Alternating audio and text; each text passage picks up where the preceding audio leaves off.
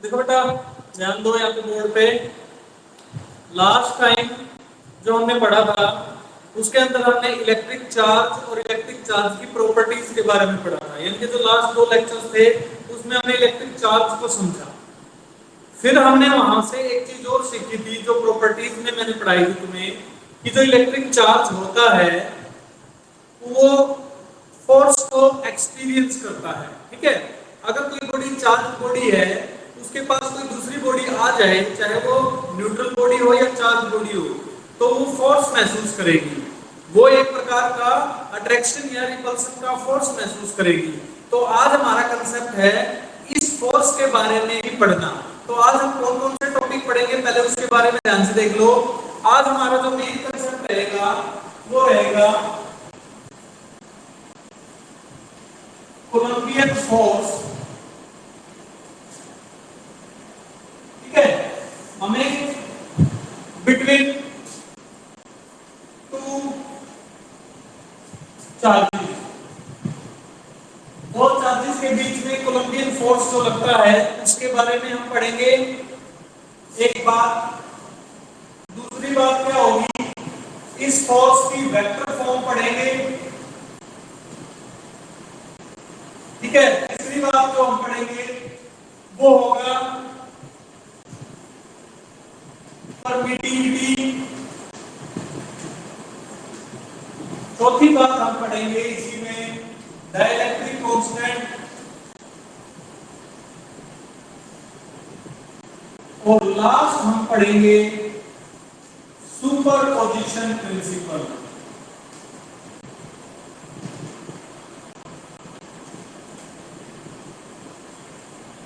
देखने में तुम्हें ये 5 टॉपिक लगते हैं, लेकिन ये पांचों के पांचों टॉपिक इस फोर्स के बारे में ही समझाएंगे।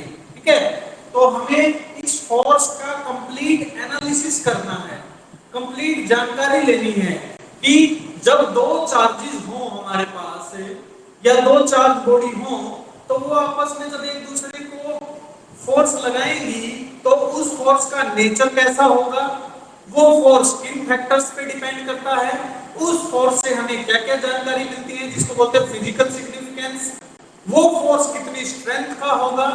तो ये बहुत सी बातें हैं छोटी छोटी जो हमें इन पांचों टॉपिक से मिलकर पता चल जाएंगी। ठीक है, तो ये 5 टॉपिक हम पढ़ने जा रहे हैं। तो हमारा आज का एक टॉपिक जो है वो इन 5 कंटेंट को कवर करेगा। ठीक है, तो स्टार्ट करते हैं हम। हमारा जो टॉपिक है आज का वो है भाई electric force between two charges.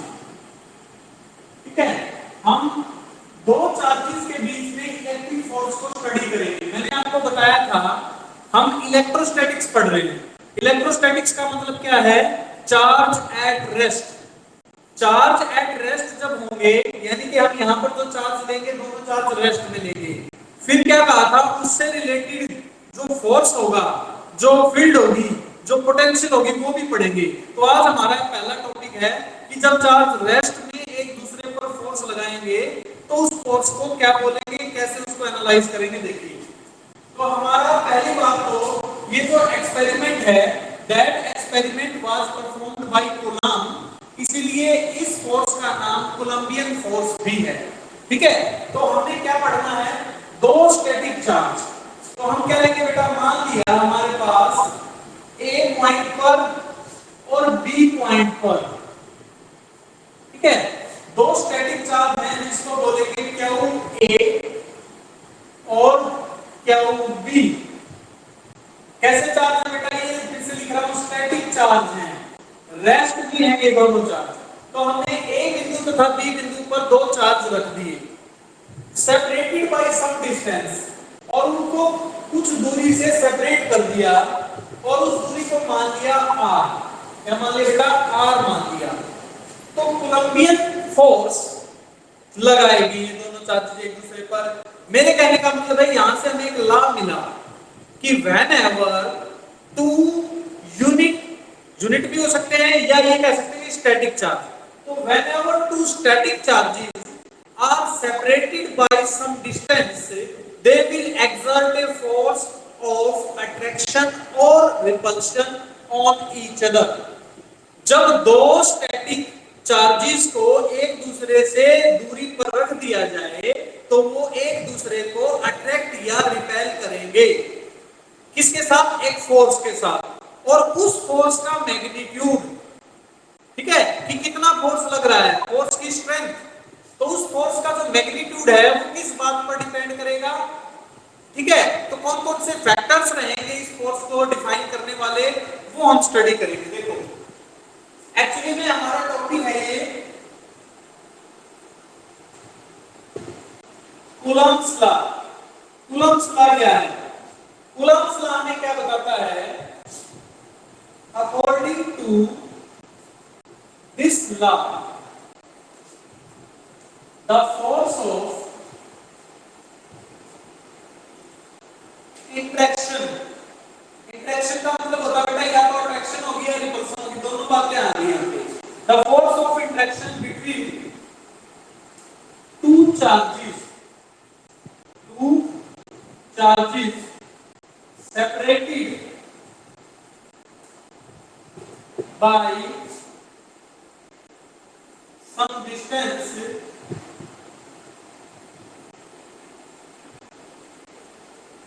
if, देखो बेटा क्या कहा मैंने कि दो चार्जेस हैं, दोनों को कुछ डिस्टेंस से सेपरेट कर दिया, तो कूलम्ब्स लॉ क्या कहता है कि इन दोनों चार्जेस के बीच में लगने वाला जो फोर्स है is number 1 directly proportional, directly proportional होगा to the product of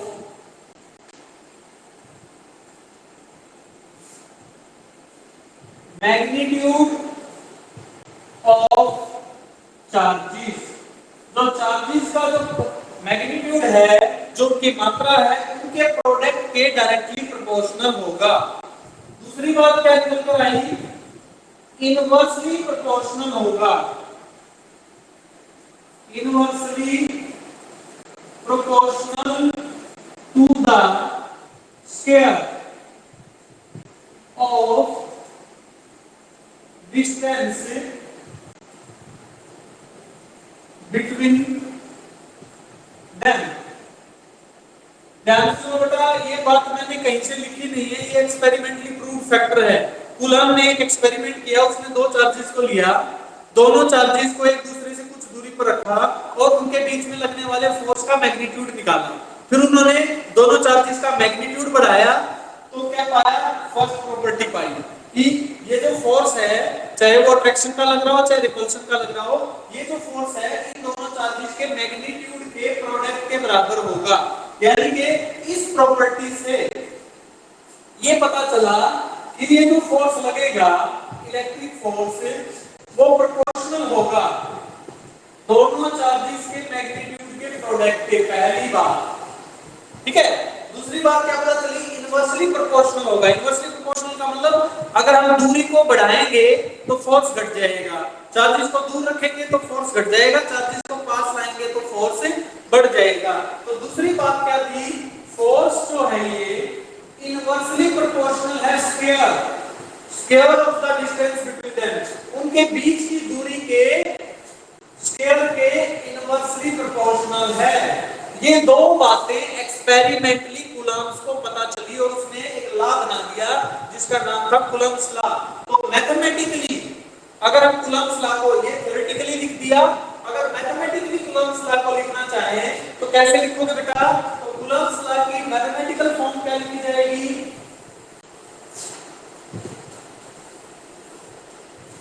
F E is proportional to QA QB by R square। ये इन दोनों रिजल्ट्स को कंबाइन करके हमने ये रिजल्ट बनाया, ठीक है। अब जब हम प्रोपोर्शनलिटी के निशान को हटाते हैं, F E is equal to constant of proportionality QA QB by R square। ये जो K है बेटा, इस K का मान 4/4πε0 होगा। यदि हम एसआई वैल्यू में, एसआई यूनिट में नापेंगे तो k की वैल्यू आएगी कितनी, और इसका जो मैथमेटिकल फॉर्म न्यूमेरिकल वैल्यू जो आएगी वो क्या होगी, 9 × 10⁹ देखो ये जो सारा सॉल्व करोगे इसकी वैल्यू आएगी 9 × 10⁹ न्यूटन मीटर स्क्वायर पर कूलम स्क्वायर। ठीक है, तो ये तुम्हारी डेफिनेशन है इसकी कूलम्स लॉ की, ये वाली डेफिनेशन। ठीक है, और इसको कंबाइन करके हम क्या लिख सकते हैं, Fe = 1/4πε0 QA QB/r²। Coulomb's law तो समझ में आ गया होगा सभी बच्चों को। ठीक है, वैल्यू भी पता चल गई, फोर्स को न्यूटन में मेजर करते हैं ये भी समझ में आया। अब हम छोटी छोटी बातों का एनालिसिस करेंगे, कूलम्स का जो लॉ था उसका एनालिसिस करेंगे, जांच पड़ताल करेंगे उसकी। देखिए बेटा, पहली बात देखिए, इस फॉर्मूले में QA QB, QA अगर पॉजिटिव है और QB भी अगर पॉजिटिव है, ध्यान से सुनना, ये भी पॉजिटिव है ये भी पॉजिटिव है, तो जो फोर्स आएगा फोर्स भी क्या आएगा बेटा, पॉजिटिव ही आएगा। QA QB यदि दोनों पॉजिटिव हैं तो उनकी गुणा भी पॉजिटिव आएगी, फोर्स भी पॉजिटिव आएगा। और हमने पढ़ा था एक्सपेरिमेंट में कि दो एक जैसे चार्ज, लाइक चार्ज अगर होंगे तो वो रिपेल करेंगे। इसका मतलब यदि फोर्स का मान पॉजिटिव आ जाए तो रिपल्सन हो रही है, तो पॉजिटिव फोर्स का मतलब यहाँ पर रिपल्सन है बेटा। जब भी आंसर पॉजिटिव आएगा रिपल्सन होगी। यदि दोनों नेगेटिव कर दें तो नेगेटिव गुना नेगेटिव फिर से पॉजिटिव आ गया, फिर से क्या होगी, रिपल्सन हो गई। तो वो वाली प्रॉपर्टी, कौन सी property, like charges repel each other, वो प्रॉपर्टी यहाँ पे प्रूव हो गई। दूसरी बात, अगर एक नेगेटिव है और दूसरा पॉजिटिव है तो उस केस में रिजल्ट क्या आएगा बेटा, नेगेटिव आएगा। नेगेटिव आएगा तो क्या होगा, अट्रैक्शन होगा। ठीक है, तो इसका मतलब unlike charges attract each other. इतनी बात सबको समझ में आ गई, यहां से हमने मैथमेटिकली इस बात को समझ लिया। दूसरी बात, अगर कोई बॉडी रिपेल करेगी तो वो दूर भागेगी। इसका मतलब इस बॉडी की वजह से, इस चार्ज की वजह से इस पर जो फोर्स लगेगा वो इस तरफ लगेगा, दूर भगाएगा इसको। इसलिए इस फोर्स का नाम होगा force on A due to B. ध्यान से सुन लो बेटा, बहुत इंपॉर्टेंट है, वेक्टर कांसेप्ट में घुसूंगा मैं, उससे पहले तुम्हें समझना होगा कि कौन सा फोर्स क्या है, कैसे लिखना है। फोर्स ऑन ए पर फोर्स लगा, किसने लगाया, बी ने। किस तरफ लगाया, इस तरफ, रिपल्शन का फोर्स। ये क्या है, force on B due to A. तो पहले दोनों फोर्सेस को लिखना आना चाहिए तुम्हें, ये दोनों फोर्सेस को तुम्हें लिखना आना चाहिए। अच्छा, पहली सिचुएशन में जब दोनों पॉजिटिव हैं तो फोर्स ऐसे लगेंगे, दोनों नेगेटिव हैं तो फोर्स ऐसे लगेंगे। एक नेगेटिव और एक पॉजिटिव है तो अट्रैक्ट करेंगे, यानी कि इस ए बॉडी को बी बॉडी अपनी तरफ अट्रैक्ट करेगी। अब FAB का मान ये हो जाएगा, इस तरफ हो जाएगा, समझ रहे हो, यानी कि ए बॉडी को बी बॉडी ने अपनी तरफ अट्रैक्ट किया, बी बॉडी को ए बॉडी ने अपनी तरफ अट्रैक्ट किया, तो FBA का मान इस तरफ हो जाएगा। तो ये बात तुम्हें समझ में आनी चाहिए कि अलोंग द लाइन कैसे फोर्स लगाने हैं। ठीक है, तो कूलम्स लॉ की जो फॉर्म थी वो हमें एनालाइज करने में यहाँ से बहुत हेल्प मिली, हमें पता चल गया।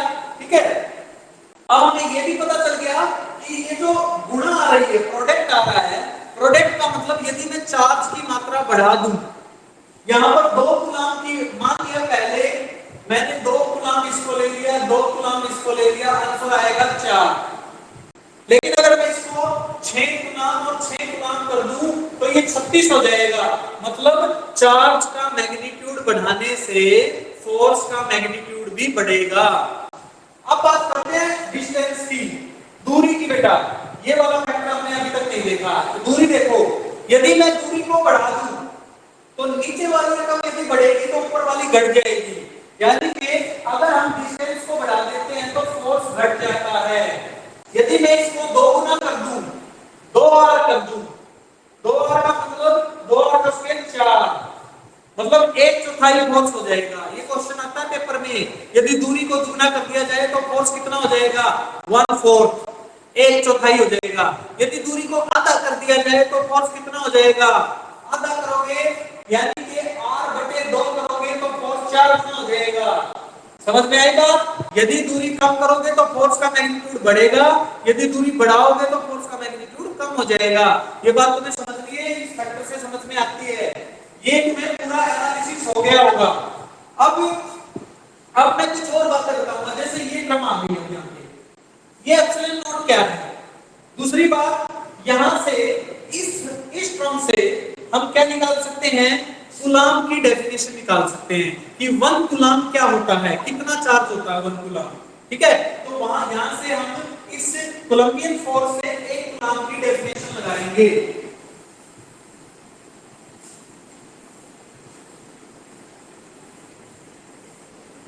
देखिए बेटा, समझिए इसको। 1 कूलाम की डेफिनेशन क्या कहती है?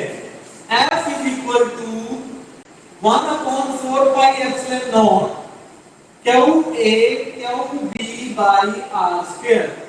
यदि मैं इस R वैल्यू को 1 मीटर ले लूं, यदि दोनों चार्जेस के बीच की दूरी 1 मीटर ले लूं, और इसका मान क्या बताया था मैंने? 9 गुना 10 की शक्ति 9। ठीक है, और इस वैल्यू को कूलाम में नाप रहे हैं, समझ रहे हो? कूलाम। इसका मान, अगर इसका मान 1 ले लूं, इसका मान भी 1 ले लूं, तो 1 कूलाम की डेफिनेशन यहां से निकल कर आएगी। क्या आएगी बेटा? ध्यान से देखो। अब ये कैसे बनाएगा?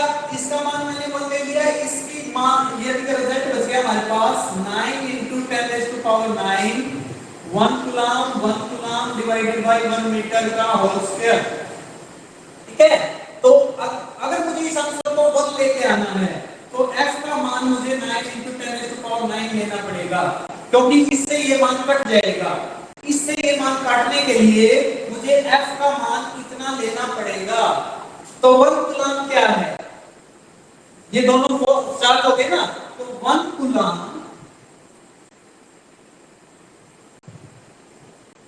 is the charge। 1 कूलाम क्या बेटा? is the charge which when separated by similar charge। देखो, सॉरी, ये डिस्टेंस, which when, क्या लिखा रखा मैंने कि 1 coulomb is that charge which when separated by 1 meter distance from a similar charge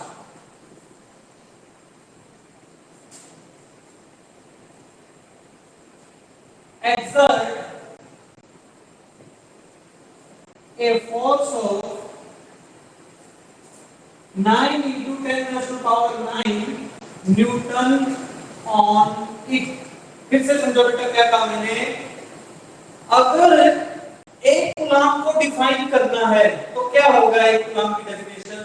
1 coulomb वह चार्ज है जो 1 मीटर की दूरी पर रखा है, इससे अपने जैसे सिमिलर चार्ज से, और वह उस पर दूसरे चार्ज पर 9 × 10⁹ न्यूटन का फोर्स लगा रहा है। समझो बेटा, ये एक चार्ज है, ये एक चार्ज है। यदि ये दोनों चार्ज एक दूसरे से 1 मीटर की दूरी पर रखे हैं, और ये चार्ज इस चार्ज पर, ये चार्ज इस चार्ज पर 9 × 10⁹ न्यूटन का फोर्स लगा रहा है, तो इस चार्ज का जो मान होगा, वैल्यू होगी, उस वैल्यू को 1 कूलाम बोला जाएगा। इस चार्ज पर जो वैल्यू मानी जाएगी वो 1 कूलाम मानी जाएगी। यहां से डेफिनेशन समझ में आ गई 1 कूलाम की। तो ये था 1 कूलाम कितना चार्ज होता है। अब दूसरी बात, मैंने क्या कहा था, के का मान एक लेना है बेटा, के का मान 1 लिया जाएगा सीजीएस सिस्टम में। एसआई में तो ये लेना है, सीजीएस सिस्टम में जब लिखोगे तो के की वैल्यू 1 लेनी है तुमने, ठीक है। तो ये तो था तुम्हारा कूलम्बियन फोर्स, कूलम्ब्स लॉ, ठीक है। अब मैंने दूसरा टॉपिक क्या बताया था तुम्हें कि ये जो फोर्स मैंने निकाला है, क्योंकि फोर्स एक वेक्टर क्वांटिटी होती है, तो इस फोर्स को वेक्टर फॉर्म में रिप्रेजेंट करना हमारी जिम्मेवारी बनती है। तो हम इसका वेक्टर फॉर्म निकालेंगे। तो हमारा अगला जो तरीका है वो क्या होगा, vector forms of Coulomb's law.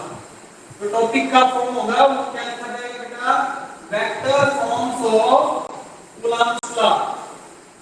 कुछ नहीं करना, सिर्फ वेक्टर फॉर्म में लिखना है। +1 में पढ़े हैं उसको बहुत जल्दी समझ में आएगा, जिसने नहीं पढ़े वो भी समझ ले ध्यान से। देखिए हमारा टॉपिक का नाम क्या बेटा, वेक्टर फॉर्म, ठीक है, of Coulomb's law. Coulomb's law की वेक्टर फॉर्म लिखने जा रहे हैं हम। उसके लिए हम वेक्टर बनाने के लिए क्या करते हैं, कोऑर्डिनेट सिस्टम लेंगे। हमने कोऑर्डिनेट सिस्टम लिया जिसका ओरिजिन है O, और ओरिजिन से सारी दूरियां नापी जाती हैं x y z। मान लिया हमारे पास एक चार्ज है, ये रहा, जो A बिंदु पर है, जिसको मान लिया Q1। Q1 चार्ज A बिंदु पर रखा गया है, मैग्नीट्यूड है उसका Q1, बिंदु है A। तो उसका जो पोजीशन वेक्टर होगा, किसी भी बॉडी को चार्ज को रिप्रेजेंट करने के लिए, दूरी को नापने के लिए पोजीशन वेक्टर का इस्तेमाल किया जाता है ओरिजिन से। तो इसकी दूरी मान ली बेटा r1। r1 क्या है, लिख देता हूं, position vector of q1। q1 का पोजीशन वेक्टर है। एक और चार्ज रख दिया हमने b बिंदु पर क्या है, q2 रखा है, तो उसकी भी दूरी नापी जा सकती है, पोजीशन नापी जा सकती है r2 से। r2 क्या है, position vector of q2। q2 का पोजीशन वेक्टर है, ठीक है भाई। अब तुम्हें क्या पता है, तुम्हें ये पता है कि A बिंदु पर रखे जो चार्ज है उसके ऊपर B बिंदु वाला चार्ज फोर्स लगाएगा, B बिंदु वाले चार्ज पर A बिंदु वाला फोर्स लगाएगा। मान लिया दोनों पॉजिटिव हैं, ये भी पॉजिटिव है, ये भी पॉजिटिव है, मान लिया, जरूरी नहीं है, मान लिया हमने, ठीक है। तो A वाला B वाले चार्ज पर इस डायरेक्शन में फोर्स लगाएगा। इसको क्या बोलोगे तुम, इसको बोलोगे फोर्स ऑन 2। Q2 पे फोर्स लगा है, किसकी वजह से, Q1 की वजह से, इसलिए इसको ऐसे रिप्रेजेंट करेंगे। दूसरी बात, इधर ये वाला इस पर इधर फोर्स लगाएगा, इस फोर्स का नाम रखोगे F12। फोर्स किस पर लगा, 1 की वजह से, किसने लगाया, 2 ने लगाया, ठीक है। अब दूरी कैसे नापोगे, सुनो बेटा, जब फोर्स इसने लगाया इस पर, यानी कि ये वाला फोर्स, जब ये वाला फोर्स लगा तो दूरी कहां से नापोगे बेटा, जिसने लगाया Q1 ने लगाया, किस पर लगाया, Q2 पर, तो दूरी नापी जाएगी 1 से 2, R12 लिखा जाएगा। तो R12 क्या है, एक्चुअली में R12 है डिस्प्लेसमेंट वेक्टर, डिस्प्लेसमेंट वेक्टर, ठीक है, किससे, Q1 से Q2 तक का। जब ये फोर्स लगेगा इधर, तो इसने फोर्स लगाया तो दूरी इससे नापेंगे, तो उस दूरी को लिखोगे R21। R21 क्या है, डिस्प्लेसमेंट वेक्टर, किससे, Q2 से Q1 का। क्या तुम्हें ये बात समझ में आ रही है, ये बात मेरे ख्याल से सभी बच्चों को समझ में आ रही होगी। तो ये हमने वेक्टर रिजल्ट बनाना शुरू कर दिया इनका, ठीक है। अब हमें जो जो वेक्टर चाहिए थे वो मिल चुके हैं। अब मैं क्या करूंगा, रिजल्टेंट वेक्टर निकालूंगा। मुझे पहले क्या चाहिए बेटा, ये फोर्स चाहिए। देखो अब कोई भी बच्चा कूलम्ब्स लॉ लगा के बता सकता है मुझे, F21 फोर्स ऑन 2। F21 का मतलब क्या होगा बेटा, force on Q2 due to Q1। Q2 पर Q1 की वजह से जो फोर्स लगा उसको हमने F21 माना। कूलम्ब्स लॉ क्या कहता है, कूलम्ब्स लॉ कहता है ये जो फोर्स है वो 1/4 pi epsilon not Q1 Q2 दोनों का प्रोडक्ट बटे दोनों के बीच की दूरी, दोनों के बीच की दूरी कौन सी बेटा 1 से 2 तक की दूरी r12 का स्क्वायर। ये तो हो गया बेटा मैग्नीट्यूड। डायरेक्शन कौन सी बताओगे 1 से 2 की तरफ, इसके लिए ये डायरेक्शन हो जाएगी r12 कैप। क्या तुम्हें ये बात समझ में आ गई? आगे बेटा ये बात समझ में आई भी समझ में? 1 से 2 तक की जो दूरी है वो ऐसे लिखी जाएगी 1 से 2 तक की दूरी यूनिट वेक्टर है ये, ठीक है, वेक्टर फॉर्म में लिख रहा हूं, ये मैग्नीट्यूड है, ये यूनिट वेक्टर है, ठीक है। अच्छा इसी प्रकार से F12 क्या आएगा force on Q1 due to Q2 की वजह से Q1 पर जो फोर्स है वो कितना आ गया 1/4 pi epsilon not Q1 Q2 बटे R। अब की बार फोर्स किसने लगाया 2 ने, तो दूरी नापी जाएगी इस तरफ, डायरेक्शन बदल जाएगी बेटा, तो R21 का स्क्वायर R21 कैप। ये इक्वेशन नंबर 1 है, ये इक्वेशन नंबर 2 है। तो ये दोनों के दोनों जो रिजल्ट आए हैं, ये दोनों के दोनों जो रिजल्ट हैं वो वेक्टर फॉर्म कहलाती है। इसकी कूलम्बियन लॉ की वेक्टर फॉर्म ये लिख दी। इतना समझ में आ गया होगा तुम्हें। अब बात होती है बेटा इसको, इस मान को निकालना, सिर्फ इसका मान निकालना बेटा, कि तुम्हें इसका मान कैसे निकालना है। देखो एक वेक्टर यहां से इधर गया, इधर से इधर आया और इधर से इधर आया, ट्रायंगल बन गई OAB। कौन सी ट्रायंगल है बेटा ट्रायंगल OAB। OAB ट्रायंगल में triangle law of vector addition लगाओगे, ध्यान से सुनना। कौन सी ट्रायंगल में OAB में कौन सा लॉ लगाओगे ट्रायंगल लॉ लगाओगे वेक्टर का, वेक्टरों को जोड़ने के लिए। तो देखो ये एक डायरेक्शन में है, ये दूसरी डायरेक्शन में, तो इन दोनों का रिजल्टेंट कौन सा आएगा ये आएगा तीसरा वेक्टर। यानी कि OAB में OA vector plus AB vector का मान OB वेक्टर के बराबर आएगा ट्रायंगल लॉ से। ध्यान से सुन लो, ट्रायंगल लॉ से OA जमा AB बराबर है OB। क्लियर हो गई बात? OA का मान, OA को कहते हैं R1, OA को कहते हैं R1 वेक्टर प्लस A से B वाले वेक्टर को क्या बोला था 1 से 2 R12 plus is equal to R2 vector. तो यहां से क्या सीखा हमने, यहां से हमने सीखा कि जो ये R12 वेक्टर है, ये वाला वेक्टर R12 वेक्टर जो है वो R2 माइनस R1 के बराबर है। ये बात निकल कर आ गई। इसका मतलब हम अपना मान निकाल सकते हैं। सिमिलरली अब दूसरा देखो, दूसरी ट्रायंगल कौन सी लगाओगे, ध्यान से देखो। दूसरी ट्रायंगल ट्रायंगल OBA, अब उल्टा कर दो OBA में OB प्लस BA, इसमें इस तरफ बढ़ रहा फोर्स, तो BA is equal to OA। तो यहां से R2 plus R21 is equal to R1। R21 vector का मान आ गया R1 minus R2।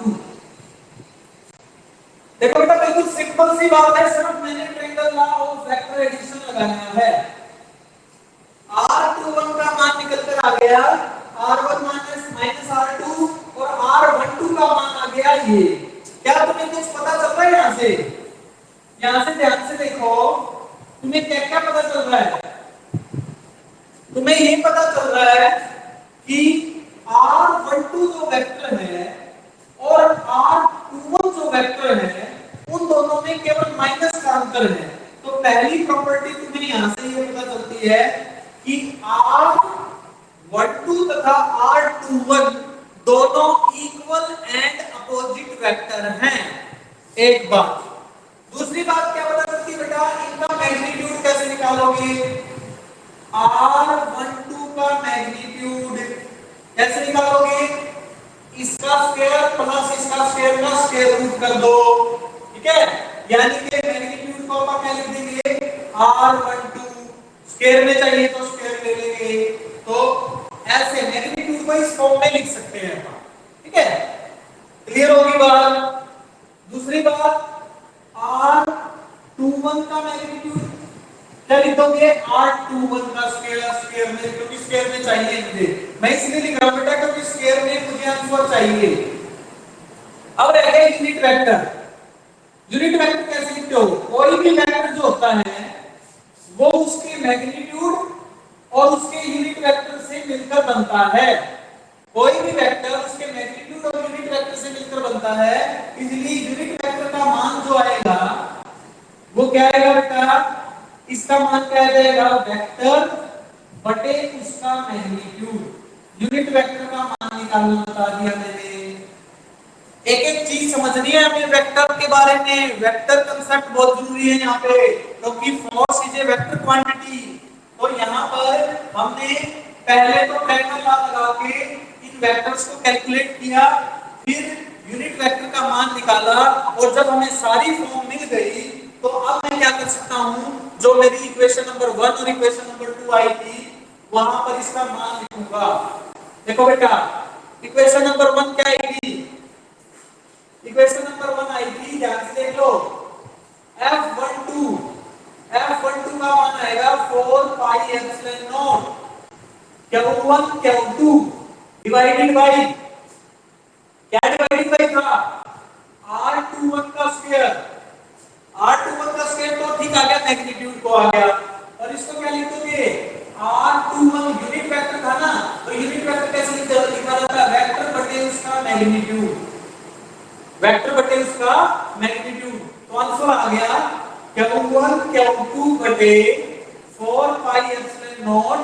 R21 vector क्या आया था?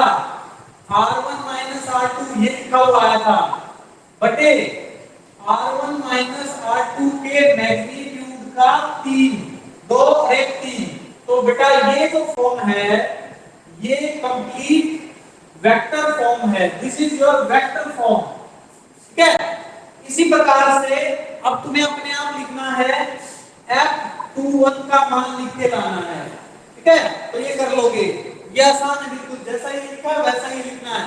तो ये तो तब क्या समझाया मैंने तुम्हें कि जो कूलम्बियन फोर्स है उस फोर्स को वेक्टोरिकली कैसे रिप्रेजेंट करना है वो मैंने समझा दिया, ठीक है? अब बात आती है कि कूलम्बियन फोर्स क्या हम हर जगह लगा सकते हैं? नहीं, कूलम्बियन फोर्स लगाने के पीछे लिमिटेशंस हैं, कुछ हमारी क्या है बेटा? सीमाएं हैं कि हम कहां पर कूलम्बियन लॉ लगा सकते हैं। तो कूलम्बियन लॉ लगाने के लिए हमारा जो नेक्स्ट टॉपिक रहेगा वो है लिमिटेशंस ऑफ कूलम्बियन फोर्स, ठीक है? तो हमें ये करना है। देखो, तो हमारा अगला टॉपिक क्या है? सारी चीजें तुम समझ चुके हो बिल्कुल अच्छे से। अब सिर्फ समझना क्या है कि कूलम्बियन फोर्स को कहां लगाएंगे। नेक्स्ट टॉपिक रहेगा, ये 2 नंबर का क्वेश्चन आ सकता है, लिमिटेशन ऑफ कूलम्ब्स लॉ। क्या लिमिटेशंस हैं? नंबर 1, तुमने क्या क्या देखा? कूलम्ब्स लॉ को केवल स्टेशनरी चार्ज पर ही लगाया जा सकता है, स्टैटिक चार्ज पर ही लगाया जा सकता है, रुके हुए चार्ज पर ही लगाया जा सकता है। तो क्या कहेंगे? It is applicable only for static charge. कौन से चार्जेस के लिए एप्लीकेबल बेटा? केवल स्टैटिक चार्ज के लिए ही एप्लीकेबल है कूलम्बियन फोर्स, कूलम्ब्स लॉ। दूसरी बात, इसमें हम जो चार्ज लेते हैं वो पॉइंट चार्ज लेने हैं जिसके डायमेंशंस उसके बीच की दूरी से बहुत कम हो। पॉइंट चार्ज का मतलब क्या होता है बेटा, if the dimensions of charge, magnitude of charge is very small as compared to the distance. तो मैंने क्या कहा है, तो it is applicable, it is valid, ठीक है, ओनली फॉर, ठीक है, क्या कहा इसके लिए, it is valid only for point charges. तो कौन से चार्ज होने चाहिए, दूसरी लिमिटेशन क्या है, हम एक्सटेंडिंग चार्ज को नहीं ले सकते, लाइन चार्ज, ठीक है, लाइन चार्ज पे नहीं लगेगा ऐसे डायरेक्ट, या फिर हम सफेद चार्ज ऐसे नहीं लेंगे, हम केवल पॉइंट चार्ज लेंगे, ठीक है, डायमेंशन स्मॉल रखने हैं। तीसरी बात, ठीक है, जो डिस्टेंस है इट इज वैलिड, तीसरी जो इंपॉर्टेंट बात है, valid only for distance r greater than 10 raised to power minus 50 metre. बेटा इससे बड़ी दूरियां होनी चाहिए, क्योंकि इससे कम दूरी होगी, काट क्या है, if r less than 10 raised to power minus 50, ये किसका साइज होता है बेटा, न्यूक्लियस का साइज होता है। तो यदि दूरी इससे कम हो गई तो न्यूक्लियर फोर्स स्ट्रॉन्ग हो जाएगा। तो यदि डिस्टेंस इससे कम हो जाती है तो कौन सा फोर्स लगेगा, न्यूक्लियर फोर्स, ठीक है, is much stronger than Coulombian force. तो ये अगली बात तुम्हें याद रखनी है। तो ये 2 नंबर का क्वेश्चन आता है, तुम्हें याद रखना है कि कब कब किन किन सिचुएशंस में हम कूलम्ब्स लॉ को लगा सकते हैं, ये इंपॉर्टेंट बात थी बेटा। यहां तक समझ में आ गया आपको। अब हमारा नेक्स्ट पॉइंट क्या आता है, मैंने तुम्हें जब पॉइंट्स लिखे थे तो उनमें नेक्स्ट पॉइंट बताया था परमिटिविटी और डाइलेक्ट्रिक कांस्टेंट। ये 2 बातें और बतानी है कि परमिटिविटी क्या होती है, क्योंकि वहां पे आया था, मैंने डिस्कस नहीं किया। तो परमिटिविटी क्या होती है वो देखो, हमारा नेक्स्ट जो टॉपिक है, क्योंकि मेन जो काम कर चुके हैं हम, अब हमें छोटी छोटी बातों को एनालाइज करना है। कूलम्ब्स लॉ कब लगता है, कब नहीं लगता है, क्या सिचुएशन है, ठीक है। और इंपॉर्टेंट बात हमने क्या सीखा, एक बात और समझो बेटा, हमारे पास R12 बराबर आया था R21 माइनस का अंतर था बेटा। इसका मतलब जो फोर्स आएगा 12 उसमें और F21 जो फोर्स आएगा उसमें भी माइनस का अंतर ही होगा। एक बात तो यहां से हमें ये भी पता चलता है कि जो कूलम्ब्स लॉ है, कूलम्ब्स लॉ ओबे करता है, क्या ओबे करता बेटा, Newton's third law of motion. Action reaction वाला जो लॉ है बेटा न्यूटन का, उसको मानता है कूलम्ब्स लॉ। जो फोर्स है वो न्यूटन थर्ड लॉ को मान रहे हैं। दूसरी प्रॉपर्टी हो एक और समझ में आएगी कि ये जो फोर्स है, मान लीजिए 2 चार्ज है Q1 और Q2, ये फोर्स इस लाइन पर ही लगेंगे। दोनों चार्जेस को चाहे अट्रैक्शन हो चाहे रिपल्सन हो, ये अट्रैक्शन के लिए है, ये रिपल्सन के लिए है। चाहे बेटा अट्रैक्शन का फोर्स लगे चाहे रिपल्सन का फोर्स लगे, लेकिन जो दोनों फोर्स लगेंगे वो उसी लाइन पर लगेंगे जिस लाइन पर ऐसे नहीं लगेगा बेटा, ये फोर्स इस तरफ लगा है इस तरफ नहीं लगेगा, ये नहीं लगेगा, समझ रहे हो ना। तो इसका मतलब यदि फोर्स उसी लाइन पर लगे जिस लाइन से चार्जेस को मिलाया गया है, बॉडी को मिलाया गया है, तो उस फोर्स को सेंट्रल फोर्स कहते हैं। तो इसका मतलब दूसरी बात क्या पता चली, जो Coulombian force is central force.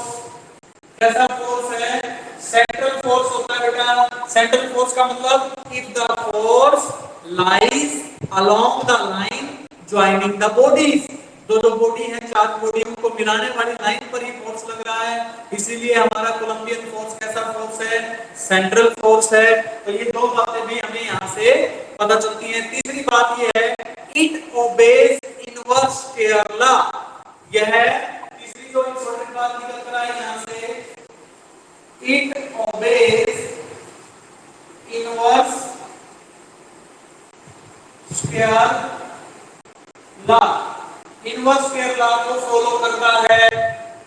ये बात भी तुम्हें समझनी होगी।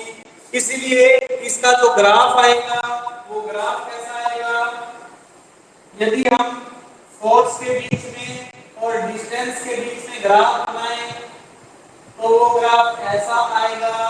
इनवर्स स्क्वायर लॉ का ग्राफ हमेशा ऐसा आता है, तो इसीलिए इनवर्स स्क्वायर लॉ के ग्राफ को समझ लो। ये ग्राफ आएगा दूरी के बीच में और फोर्स के बीच में। क्लियर हो गई बात? तो ये भी इंपॉर्टेंट छोटे छोटे पॉइंट्स हैं जो मेरे दिमाग में आ रहे हैं और मैं तुम्हें बता रहा हूं पूरा कूलम्ब्स लॉ के बारे में। अब हम अपने टॉपिक पर आते हैं, परमिटिविटी क्या होती है, परमिटिविटी ऑफ फ्री स्पेस। ठीक है, अब हमने क्या सीखा था, देखो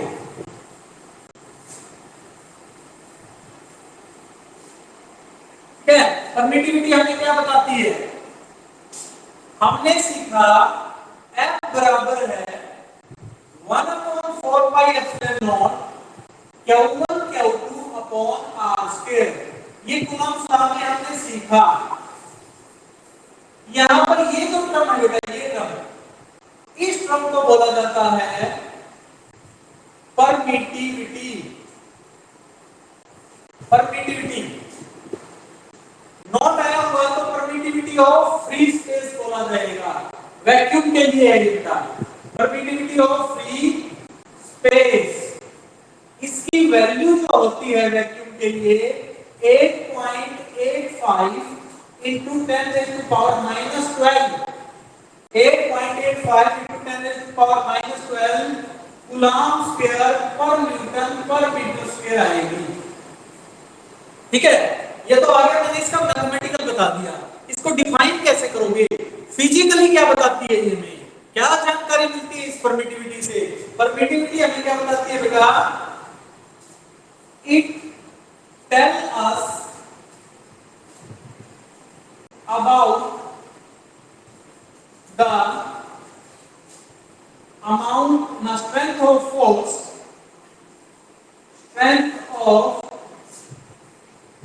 force acting in any medium।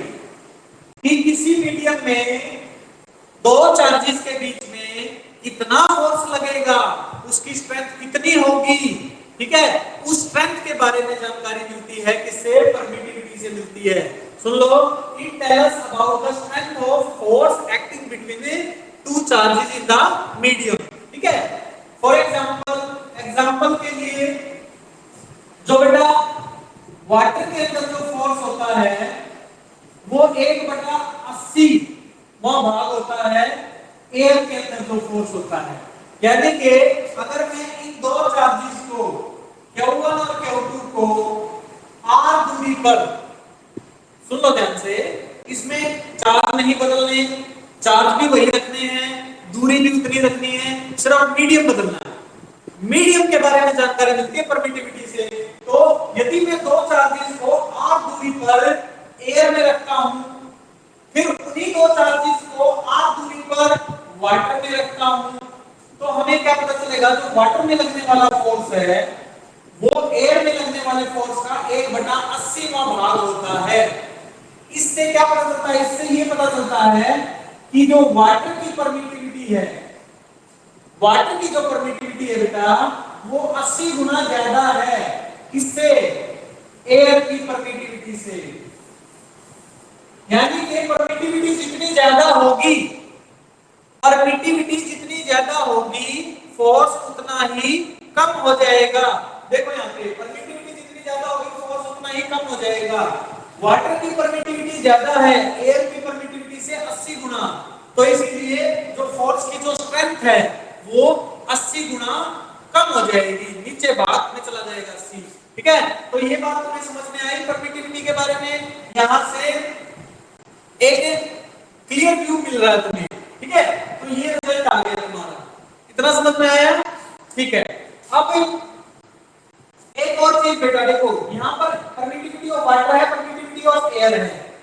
ध्यान से देखो, अगर मैं वाटर की बजाय इसको सिंपली लिख देता हूं मीडियम, चलो एक बार लिख देते हैं, परमिटिविटी ऑफ वाटर बटे परमिटिविटी ऑफ एयर, इन दोनों की रेशियो कितनी आई 80।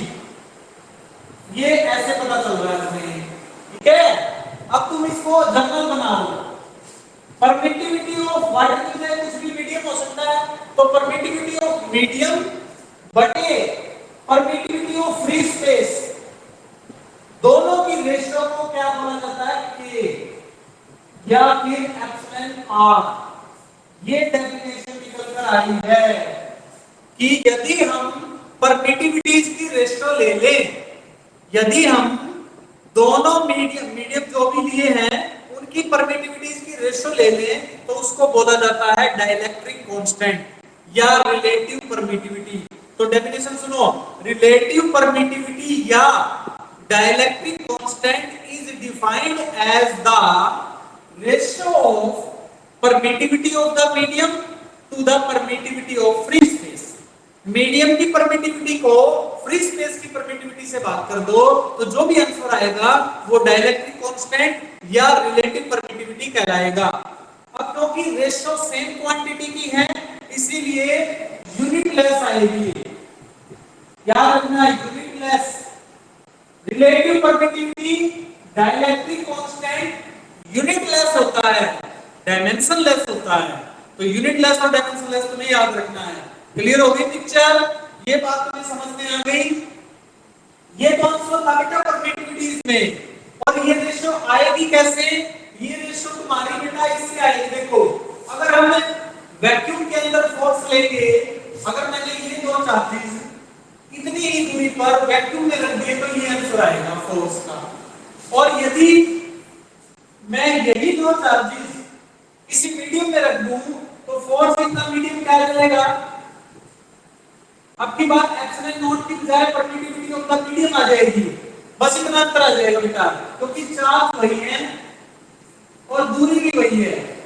अब ध्यान से देखो, अगर तुम इसके बटे में ये लिखते हो, यानी कि अगर तुम एफ नॉट बटे F M, F not by F M लिखते हो, तो तुम्हारा आंसर आएगा सब कुछ कट के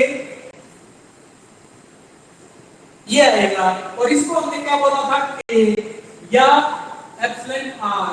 तो एक और डेफिनेशन आ गई, dielectric constant is defined as the ratio of force between two charges separated by some distance in vacuum to the force between the same charges separated by the same distance in the medium। ये क्या कह रहा है हिंदी में सुन लो, ये कह रहा है कि जो डाइलेक्ट्रिक कांस्टेंट है वो अनुपात के बराबर होता है, किसके अनुपात के बराबर होता है, फोर्सेस के, ठीक है, फोर्सेस के अनुपात के बराबर होता है। एक फोर्स तो लेना है दो चार्जेस के बीच में जब वो वैक्यूम में रखे हों, और एक फोर्स लेना है उन्हीं दो चार्जेस के बीच में जब वो मीडियम में रखे हों। तो इतनी सी बात थी। तो ये हमारा क्या था, डाइलेक्ट्रिक कांस्टेंट था। तो आज का हमारा जो टॉपिक था बेटा, एक टॉपिक रहता है सुपरपोजिशन प्रिंसिपल, लेकिन वो आगे इलेक्ट्रिक फील्ड में भी यूज करना है, तो वो मैं कल करवा दूंगा। अभी के लिए तुम्हें इतना जो फोर्स के बारे में जितनी भी जानकारी थी, कूलम्ब्स लॉ कहां लगता है, कैसे लगता है, क्या उसका फिजिकल सिग्निफिकेंस है, कैसे उसकी स्ट्रेंथ निकाली जा सकती है, अलग अलग मीडियम में कितना लगेगा, तो हर प्रकार की जानकारी कूलम्ब्स लॉ के बारे में हमने यहां से सीख ली। आपको ये एक टॉपिक करके लाना है। कल मैं न्यूमेरिकल, इसके कूलम्ब्स लॉ के पेपर में आते हैं, तो न्यूमेरिकल और सुपरपोजिशन प्रिंसिपल उसके न्यूमेरिकल, तो दो चार न्यूमेरिकल वो भी करवाऊंगा। इसीलिए इस टॉपिक को अच्छे से रिवाइज करके लाएंगे। कर लाओगे बेटा, समझ में आ गया।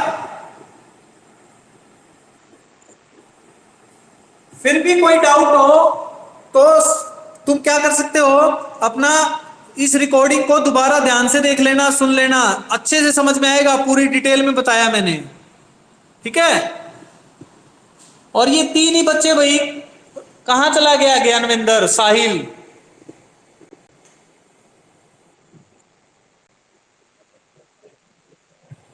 ज्ञानविंद्र के साहिल, आज ना सैम्पी ना भावना, इनके पास चलो मैं फोन कर लूंगा बेटा, कोई बात नहीं, समझ में आ गया आज।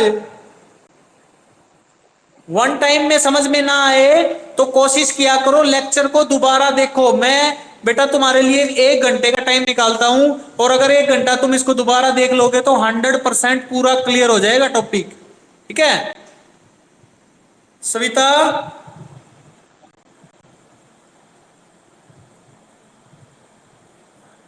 चलो कोई नहीं, इसको अच्छे से कर लेना। अमन समझ में आ गया बेटा, अमन,